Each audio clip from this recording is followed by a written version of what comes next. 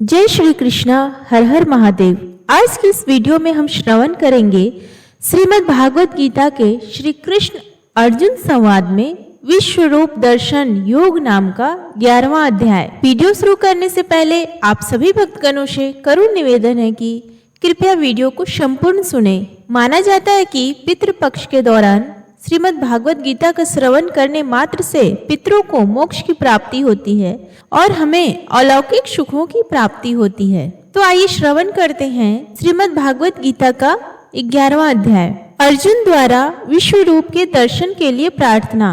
अर्जुन ने कहा, मुझ पर कृपा करने के लिए आपने जो परम गोपनीय आध्यात्मिक विषयक ज्ञान दिया है, उस उपदेश से मेरा यह मोह दूर हो गया है। हे कमल नयन, मैंने आपसे समस्त सृष्टि की उत्पत्ति तथा प्रलय और आपकी अविनाशी महिमा का भी वर्णन विस्तार से सुना है। हे परमेश्वर, इस प्रकार यह जैसा आपके द्वारा वर्णित आपका वास्तविक रूप है, मैं वैसा ही देख रहा हूँ। किंतु हे पुरुषोत्तम, मैं आपके ऐश्वर्य युक्त रूप को मैं प्रत्यक्ष दर्शन करना चाहता हूँ। हे प्रभु, यदि आप उचित मानते हैं कि मैं आपके उस रूप को देखने में समर्थ हूँ, तब हे योगेश्वर, आप कृपा करके मुझे अपने उस अविनाशी विश्व रूप में दर्शन दीजिए। श्री भगवान ने कहा, हे पार्थ, अब तो मेरे सैकड़ों हजारों अनेक प्रकार के अलौकिक रूपों को और अनेक प्रकार के रंगों वाली आकृतियों को भी देख। हे भरत श्रेष्ठ अर्जुन, तू मुझ में अदिति के 12 पुत्रों को, 8 वसुओं को, 11 रुद्रों को, दोनों अश्विनी कुमारों को, 49 मरुत गाणों को और इसके पहले कभी किसी के द्वारा न देखे हुए उन अनेकों आश्चर्यजनक रूपों को भी देख।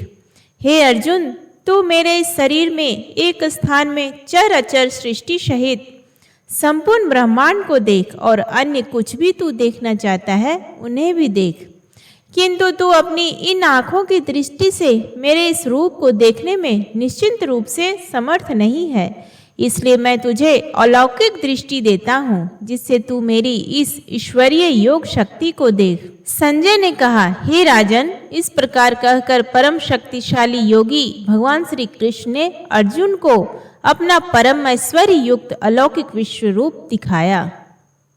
इस विश्व रूप में अनेकों मुंह, अनेकों आंखें, अनेकों आश्चर्यजनक दिव्य आभूषणों से युक्त, अनेकों दिव्य शस्त्रों को उठाए हुए, दिव्य मालाएं वस्त्र को धारण किए हुए, दिव्य गंध का अनुलेपन किए हुए, सभी प्रकार के आश्चर्यपूर्ण प्रकाश से युक्त, असीम और सभी दिशाओं में मुख किए हुए सर्वव्यापी परमेश्वर को अर्जुन ने देखा। यदि आकाश में 1000 सूर्य एक साथ उदय हो, तो उनसे उत्पन्न होने वाला वह प्रकाश भी उस सर्वव्यापी परमेश्वर के प्रकाश की शायद ही समानता कर सके। पांडुपुत्र अर्जुन ने उस समय अनेक प्रकार से अलग अलग संपूर्ण ब्रह्मांड को सभी देवताओं के भगवान श्री कृष्ण के उस शरीर में एक स्थान में स्थित देखा। तब आश्चर्यचकित हर्ष से रोमांचित हुए शरीर से अर्जुन ने भगवान को सिर झुकाकर प्रणाम करके और हाथ जोड़कर प्रार्थना करते हुए बोला। अर्जुन ने कहा, हे भगवान श्री कृष्ण, मैं आपके शरीर में समस्त देवताओं को तथा अनेकों विशेष प्राणियों को एक साथ देख रहा हूँ और कमल के आसन पर स्थित ब्रह्मा जी को, शिव जी को, समस्त ऋषियों को और दिव्य सर्पों को भी देख रहा हूँ। हे विश्वेश्वर, मैं आपके शरीर में अनेकों हाथ, पेट, मुख और आंखें तथा चारों ओर से असंख्य रूपों को देख रहा हूँ। हे विश्व रूप, ना तो मैं आपका अंत, ना मध्य और ना आदि को ही देख पा रहा हूँ। मैं आपको चारों ओर से मुकुट पहने हुए, गदा धारण किए हुए और चक्र सहित अपार तेज से प्रकाशित देख रहा हूँ और आपके रूप को सभी ओर से अग्नि के समान जलता हुआ, सूर्य के समान चकाचौंध करने वाले प्रकाश को कठिनता से देख पा रहा हूँ। हे भगवान, आप ही जानने योग्य पर ब्रह्म परमात्मा है। आप ही इस जगत के परम आधार हैं। आप ही अविनाशी सनातन धर्म के पालक हैं और मेरी समझ से आप ही अविनाशी सनातन पुरुष हैं। आप अनादि हैं, अनंत हैं और मध्य रहित हैं। आपकी महिमा अनंत है, आपकी असंख्य भुजाएं हैं। चंद्र और सूर्य आपकी आंखें हैं। मैं आपके मुख से जलती हुई अग्नि के निकलने वाले तेज के कारण इस संसार को तपते हुए देख रहा हूँ। हे महापुरुष, संपूर्ण आकाश से लेकर पृथ्वी तक के बीच केवल आप ही अकेले सभी दिशाओं में व्याप्त हैं और आपके इस भयंकर आश्चर्यजनक रूप को देखकर तीनों लोग भयभीत हो रहे हैं।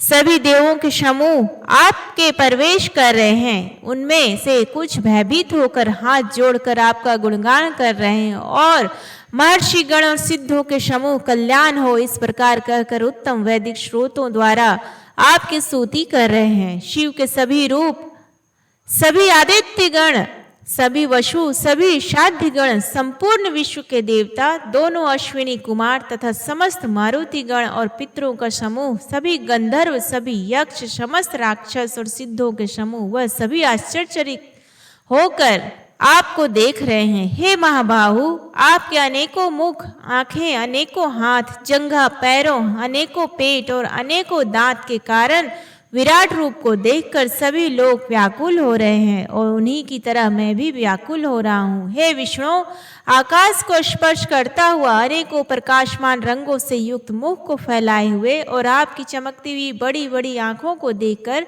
मेरा मन भयभीत हो रहा है। मैं ना तो धैर्य धारण कर पा रहा हूँ और ना ही शांति को प्राप्त कर पा रहा हूँ। इस प्रकार दांतों के कारण विकराल और प्रलयकारी की अग्नि के समान आपके मुखों को देखकर मैं आपकी ना तो कोई दिशा को जान पा रहा हूँ और ना ही सुख पा रहा हूँ। इसलिए हे देवेश, हे जगत निवास, आप मुझ पर प्रसन्न हो। धृतराष्ट्र के सभी पुत्र अपने समस्त सहायक वीर राजाओं के सहित तथा भीष्म पितामह, द्रोणाचार्य, सूत पुत्र कर्ण और हमारे पक्ष के भी प्रधान योद्धा भी आपके भयानक दांतों वाले विकराल मुख में तेजी से प्रवेश कर रहे हैं और उनमें से कुछ तो दांतों के दोनों शिरों के बीच में फंसकर चूर्ण होते हुए दिखाई दे रहे हैं। जिस प्रकार नदियों की अनेकों जलधाराएं बड़े वेग से समुद्र की ओर दौड़ती हुई प्रवेश करती हैं, ठीक उसी प्रकार सभी मनुष्य लोक के वीर योद्धा भी आपके आग उगलते हुए मुखों में प्रवेश कर रहे हैं। जिस प्रकार पतंगे अपने विनाश के लिए जलती हुई अग्नि में बड़ी तेजी से प्रवेश करती हैं, उसी प्रकार यह सभी लोग भी अपने विनाश के लिए बहुत तेजी से आपके मुखों में प्रवेश कर रहे हैं। हे विश्वव्यापी भगवान, आप उन समस्त लोगों को जलते हुए सभी मुखों द्वारा निगलते हुए सभी ओर से चाट रहे हैं और आपके भयंकर तेज प्रकाश की किरणें संपूर्ण ब्रह्मांड को आच्छादित करके झुलसा रही हैं। हे सभी देवताओं में श्रेष्ठ, कृपा करके आप मुझे बतलाइए कि आप इतने भयानक रूप वाले कौन हैं। मैं आपको नमस्कार करता हूँ, आप मुझ पर प्रसन्न हो। आप ही निश्चित रूप से आदि भगवान हैं। मैं आपको विशेष रूप से जानना चाहता हूँ क्योंकि मैं आपके स्वभाव को नहीं जानता।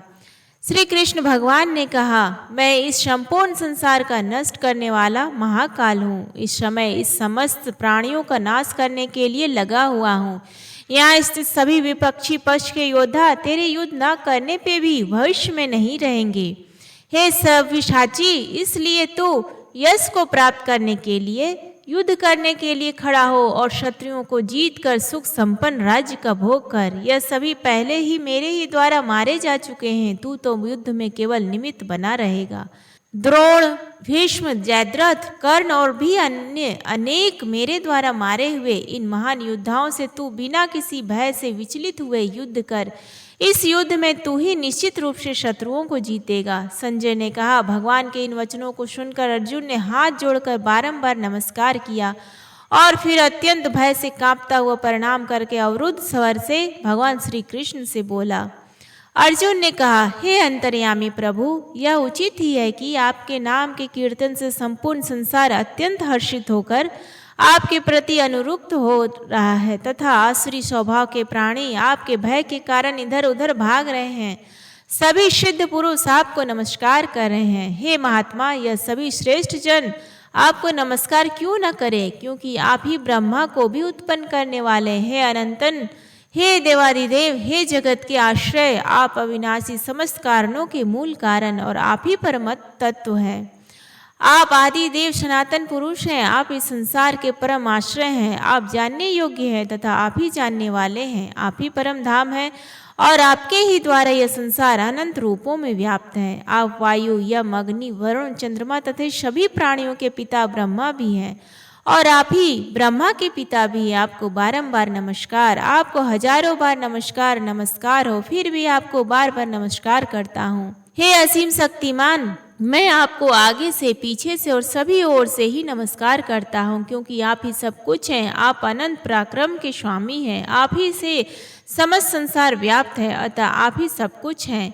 आपको अपना मित्र बनाकर मैंने हठ पूर्वक आपको हे कृष्ण, हे यादव, हे सखा, इस प्रकार आपकी महिमा को जाने बिना मूर्खतावश या प्रेमवश जो कुछ कहा है, हे अच्युत, यही नहीं हंसी मजाक में, आराम करते हुए, सोते हुए, बैठते हुए या भोजन करते हुए, कभी अकेले में या कभी मित्रों के सामने आपका जो अनादर किया है, उन सभी अपराधों के लिए मैं क्षमा मांगता हूँ। आप इस चल अचल जगत के पिता और आप ही इस जगत में पूजनीय आध्यात्मिक गुरु हैं। हे अचिंत्य शक्ति वाले प्रभु, तीनों लोकों में अन्य ना तो कोई आपके समान हो सकता है और ना ही कोई आपसे बढ़कर हो सकता है। अतः मैं समस्त जीवों के पूजनीय भगवान के चरणों में गिरकर साष्टांग प्रणाम करके आपकी कृपा के लिए प्रार्थना करता हूँ। हे मेरे प्रभु, जिस प्रकार पिता अपने पुत्र के अपराधों को, मित्र अपने मित्र के अपराधों को और प्रेमी अपनी प्रिया के अपराधों को सहन कर लेता है, ठीक उसी प्रकार आप मेरे अपराधों को सहन करने की कृपा करें। पहले कभी न देखे गए आपके इस रूप को देखकर मैं हर्षित हो रहा हूँ और साथ ही मेरा मन भय के कारण विचलित भी हो रहा है। इसलिए हे देवताओं के स्वामी, हे जगत के आश्रय, आप मुझ पर प्रसन्न होकर अपने पुरुषोत्तम रूप को मुझे दिखलाइए।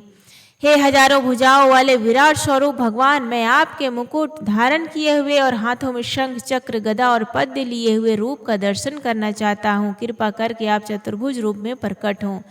श्री भगवान ने कहा, हे अर्जुन, मैंने प्रसन्न होकर अपनी अंतरंगा शक्ति से प्रभाव से तुझे अपना दिव्य विश्वरूप दिखाया है। मेरे इस तेजो में अनंत विश्वरूप को तेरे अतिरिक्त अन्य किसी के द्वारा पहले कभी नहीं देखा गया है। हे कुरुश्रेष्ठ, मेरे इस विश्वरूप को मनुष्य लोक में ना तो यज्ञों के द्वारा, ना वेदों के अध्ययन द्वारा, ना दान के द्वारा, ना पुण्य कर्मों के द्वारा और ना कठिन तपस्या द्वारा ही देखा जाना संभव है।